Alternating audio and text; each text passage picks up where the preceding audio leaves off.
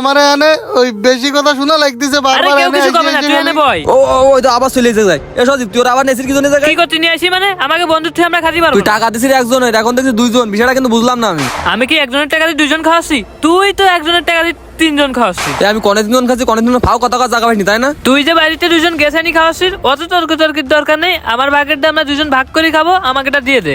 তোকে মতো কিছু মানুষের জন্য এসব শাসরা আজীবন শাসরায় থেকে যায়।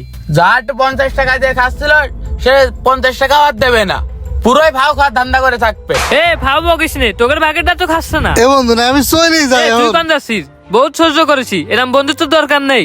এরা নিজেদের স্বার্থ ছাড়া আর কিছুই বোঝে না। এরকম তোকের মতো স্বার্থপর বন্ধু থাকাচ্ছে না থাকা হাজার গুণে ভালো। ভাই কথায় আছে অর্থ ছাড়া অর্থহীন এ মানব জীবন। আপনার বা আপনার বাবার যদি টাকা পয়সা থাকে তাহলে দেখবেন আপনার সম্মানের অভাব নাই, আর যদি তার উল্টোটা হয় তাহলে দেখবেন সমাজে কেউই আপনাকে পাত্তা দিতে চাইবে না।